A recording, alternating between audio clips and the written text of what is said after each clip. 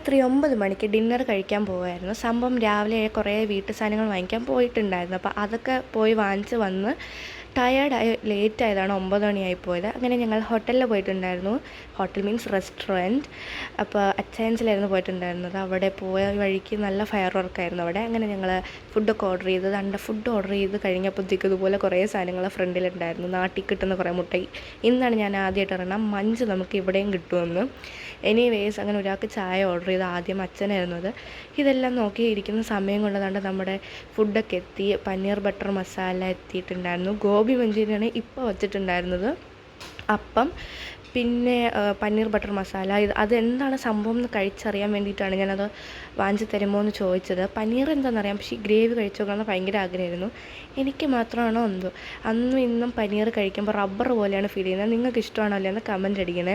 നമ്മളൊരു നോമ്പിലായിരുന്നു, 45 ഡേയ്സത്തേക്ക് നോൺ വെജ്ജാണ് നമ്മൾ. അപ്പോൾ അതുകൊണ്ടാണ് ഇന്ന് ഫുൾ വെജ് ഫുഡ്. അങ്ങനെ ഒരു കോഫി കുടിച്ചിട്ടുണ്ടായിരുന്നു ഞാൻ. ബാക്കി 3 പേര് ചായ ആയിരുന്നു പറയാൻ. പിന്നെ ഈ ഒരു മുട്ടായി എന്തോ എൻ്റെ അച്ഛൻ്റെ അമ്മയുടെയും ചൈൽഡ്ഹുഡിൽ സൂപ്പർ മുട്ടായിരുന്നു എന്നൊക്കെ പറഞ്ഞു. അപ്പോൾ നിങ്ങൾ വാങ്ങിച്ച് ട്രൈ ചെയ്ത് നോക്കാൻ പറഞ്ഞു. സംഭവം ഭയങ്കര മധുരക്കട്ടയാണെന്ന് പറഞ്ഞു. അപ്പോൾ ഞാൻ ചുമ്മാ കഴിച്ച് നോക്കാമെന്ന് വിചാരിച്ച് കഴിച്ച് നോക്കി. അങ്ങനെ എനിക്കൊരു കിളിയും റെഡ്നിക്കൊരു ഹോഴ്സും ആയിരുന്നു. അങ്ങനെ ഞങ്ങൾ വീട്ടിലെത്തിയിട്ടുണ്ടായിരുന്നു. അപ്പോൾ എല്ലാവർക്കും tata bye bye, see U.